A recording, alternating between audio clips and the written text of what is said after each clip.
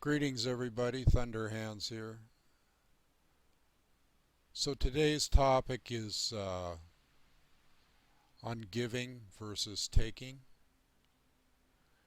And I wanted to start right off by saying that there's a Native American tradition or a Native American ritual or a Native American ceremony that is entitled the giveaway or called the giveaway. And different tribal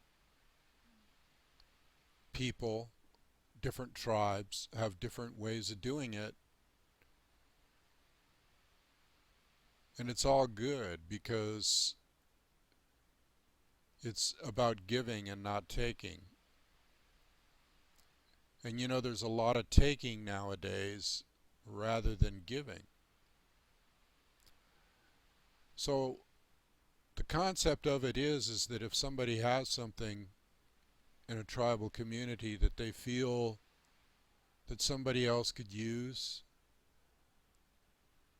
and that object, whatever it is, isn't something that they're just like going to throw away anyway, or something that's not really of any use to them. It's something that is dear to them, or they hold dear to their hearts, or something that's important, or something that's worth something.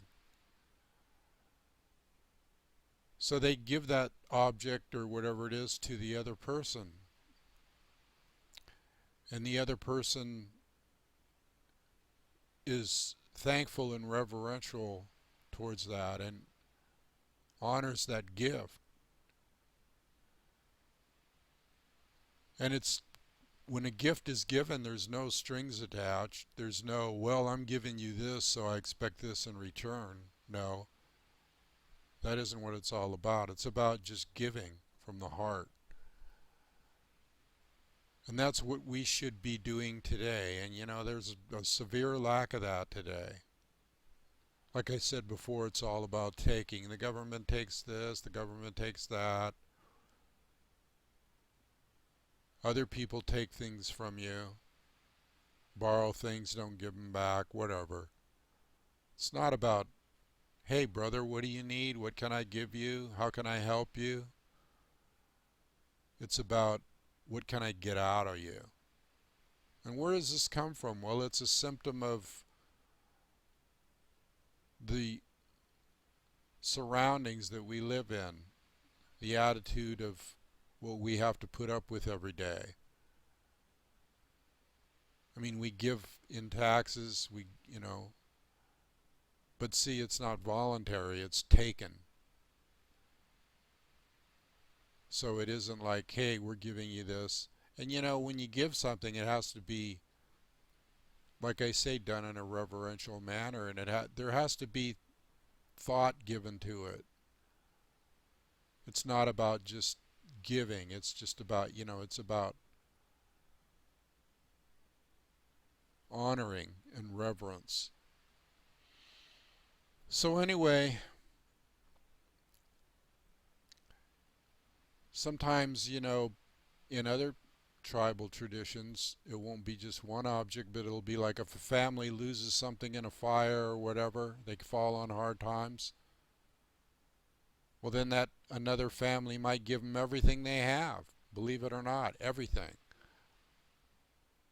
And then, but they know that as soon as they do that, someone else in the community is going to supply them with everything they need. Everybody's going to come. It's just a sign that there's a giving that needs to be done. And this is a tradition in the Bible too, with Yeshua, in the parable of the Good Samaritan. Now we're approaching that time of year, where Christmas is coming up and Thanksgiving and all that stuff, and that's all good, I guess, But most of the times you find during the Christmas season that the giving is out of obligation. Oh, I gotta give so and so this, I gotta give them that, I gotta go out and buy a present. And then sometimes there's ulterior motives like, oh, they gave me such a good present last year, and I know they're going to give me another good one, so I'm going to go out and get them. No, that's not what it's all about, folks. It's not about that. It's about giving out of your heart, a heartfelt giving because you want to, and it's not about how pricey the thing is, or you know, if it's the latest toy. It's about just giving, period. You can give them something of sentimental value. And it's not just about money, although money's okay, but things have become so commercialized, you know.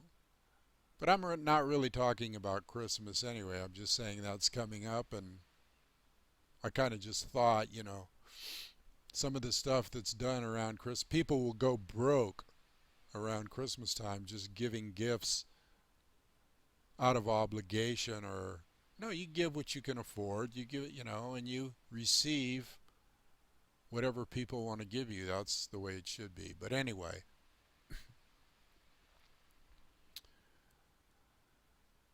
something else I want to touch on with this whole thing is you don't, if you have plenty, I mean, if you're well heeled, if you have a lot of, if you're blessed enough to have a lot materially, then, and you don't have have it in your heart to like share that with others because you've been blessed, so why not bless others? In other words, why not pass it on? If you don't do that, then there's something that you really maybe need to meditate upon and think about as far as why you're not doing that. Because it's a concept of spreading it around. You know what I'm saying? We want to get away from that concept of hoarding. We want to get into that concept of spreading it around to others. And if we have it, we should give. Now, I might, a lot of times and I've talked about this before, a lot of times I might be in a situation where I'm not really, have a lot of prosperity coming to me or at certain points in my life, but it doesn't stop me from giving. It doesn't stop me from giving. I always give in any way I can. And sometimes I'll give my book away. I'll be on the bus or something, or at a bus stop or at a coffee shop, and I'll say, hey, I might get into a conversation about, I wrote this book or whatever, and show it to them, and oh, really? Some people be like really interested in, oh man, I'd like to get this. Looks like right up my alley, and or some people just say, oh yeah, that's nice. But the ones that look like they might appreciate it, I might just give them that book right then and there and say, here, you don't have to order it. Just let me give you this copy, and I'll even sign it for you if you want me to. But the thing is, with giving, you need to get that feeling, from the people that they really will appreciate, because that's part of the reverence of the whole thing, is appreciation, the appreciation of giving from the heart. That person gave from the heart. It's nice to have people show appreciation. Now, yes, you should give with no strings attached, which means you expect nothing in return monetarily. That doesn't mean that you shouldn't expect that that person is reverent or that honors you for giving the gift or honors the gift itself. And even the tribal traditions thought this way. That's where the name Indian giver came from, because that was misconstrued, because a lot of times, when tribal people gave something to somebody and they saw that that person wasn't using it, it was gathering dust, they didn't really have reverence for it. They had no qualms about saying, hey, I know somebody that could use that. Could I have that item back, and I'll give it to this family over here. So that wasn't like a malicious thing. That was just, in a way, the person that received that gift that wasn't using it learned a good lesson about having honor for it and reverence for it. So that's where the term Indian giver came from. That got all bent out of shape as usual, just like other terms that I won't go into right now. But so it's really important for everyone involved to think about this giving state of mind. And I've seen families that had, you know, somebody in their family that was hurting or needed things, and they might have had tons of material possessions and monetary possessions and enough for 5 families, and yet they might have one person in their family that wasn't quite making it, and because of sibling rivalry or because of not having a caring heart, they don't even offer to help that person. They might even let them go homeless. I mean, this is that would never happen in the Native American community. That's not something that happens there. I mean, the family tradition is, that the elders and the children, and the elders interact with the children, and the children are all there for the elders, and the elders are all there for the children. And there's something to be passed on from the elders in the form of a gift of storytelling and knowledge and wisdom, and the children are passing their gifts on of support, monetarily or physically or any other way. And a lot of times they'll live under the same roof, but it doesn't matter, because nobody isn't left in a position to where they're wanting and needing. Nobody is hungry, okay? Nobody is out in the cold. Nobody doesn't have a roof over their head. Everybody there watches out for everybody else. I don't care how much they have. If they have a little or a lot, they're watching out for the elders. They're watching out, and the elders are watching out for the children. It's one big family.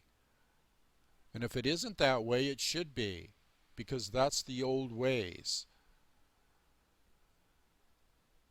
Now I want to tell you a little story about, that fits right in with that, about giving, is the story of Crazy Horse, who I use his name, the spirit of Crazy Horse, on my website, but because I admire the man and honor the man for what he was. He was a great, great leader, which we don't have today. But when he went out on a hunt for his family to get food, and he brought down an elk or a deer or whatever, and he came home, guess what? He would stop by every teepee that he knew that there was somebody infirm or old or couldn't get out and hunt or whatever, and he would give a portion of his kill to that person for their food, because he knew they couldn't get food, and then he would end up going with just enough to feed his family. Just enough to feed his family. And that's how he became the leader that he was, is because all these people saw from when he was a young man, very young man, how he treated others. And that's how he became a shirt wearer and the leader that he was. And that's how chiefs became chiefs. People really knew him. They didn't just go down to the ballot box and elect some, clown that talked a good talk. It was about seeing that person grow up all their lives and seeing how they acted. And believe me, if they did a 180, they were out of there. Mostly it was the women that got them out too, because it was a matriarchal society. But anyway, I just wanted to make that point about giving and how the spirit of Crazy Horse was giving. He had a good spirit. And so we should have that. We should all be in that frame of mind where we're looking out for whoever raised us or whoever. And I get a lot of flack about that, you know, sometimes because, oh, I've been told, let them go on their way. And, of course you let your kids go on their way or your children go on their way and live their own life if that's, what they want. But I don't know, when I ponder it, it just seems to me like the old ways are the best ways, and the old ways are that you might honor the fact that your child is getting married and accepting a bride and building a family and all that, but that doesn't mean that you have to let go of them. Let them go on their way, you know. Why shouldn't you still be connected like the Native American community is connected with each other and everybody? It's a win-win situation, a giving situation. So I've taken some flack for that, but I'm going to stick by the old ways, which have become my ways, which is that if somebody cares and loves about, loves their family,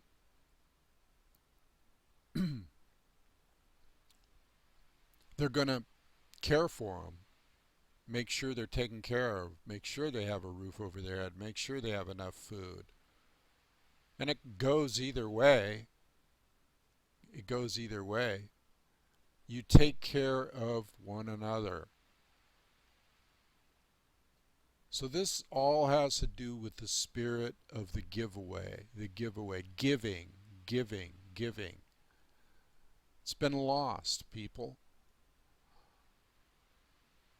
It's a lost tradition. It's a lost ceremony. It's a lost ritual.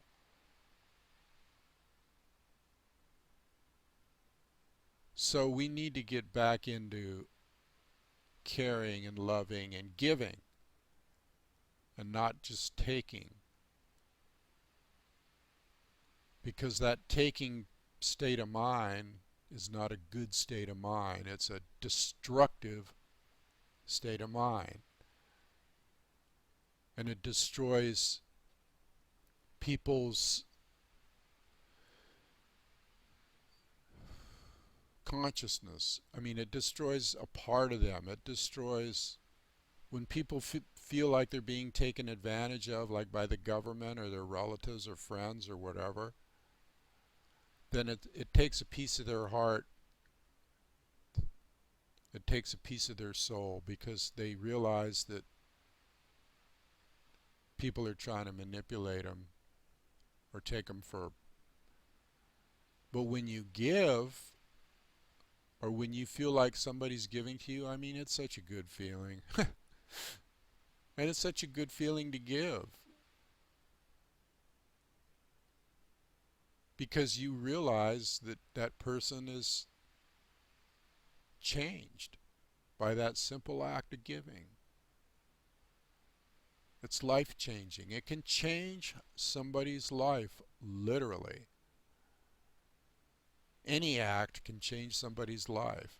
And so an act of kindness, an act of giving is going to change that person's life and make them feel more secure, more loved, and raise their spirit. As an act of taking is going to make them feel diminished and their self-worth and their spirit might feel diminished.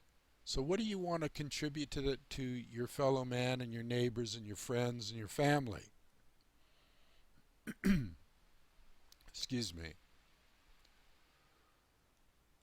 Sometimes I get choked up about this because it's just too sad to see how people don't care about people anymore. So I just thought I'd mention that.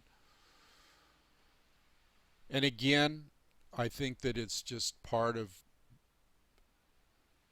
the situation or the society that we live in that we're exposed to. The societal norms, like I talked about before, the brainwashing, the whatever. So I'll end it there today. I think I talked enough about this, but I'm going to be talking about more ceremonial things, the pipe ceremony and other things. That I feel the old ways of the indigenous people of this land have been forgotten. And even by some of the tribal people, they've been forgotten. They've gotten into the new thing, man. And it's not about the new thing, it's about the old ways and honoring the old ways and honoring tradition because that's what works. That's what heals. That's what it's all about. Okay, so I want to take this time now before I go and just tell you about my Spirit of Crazy Horses down here underneath. It's a website that has my books, Listen to the Wind, Speak from the Heart, which is this book here. Nice cover by Tom Perkinson. It's just, it's a nice book by Divine Arts. You can get that at my website if you so choose, and also my other book, Emergence. And there's a donation button on there if you feel like you want to give to help propagate this show. So anyway, just want you to know that I love you all and blessings to you all, and until I do another show or get inspired on the next subject, which could be any time or it could be a long time, I don't know. But just want you to know I care, and until next time, adios later on.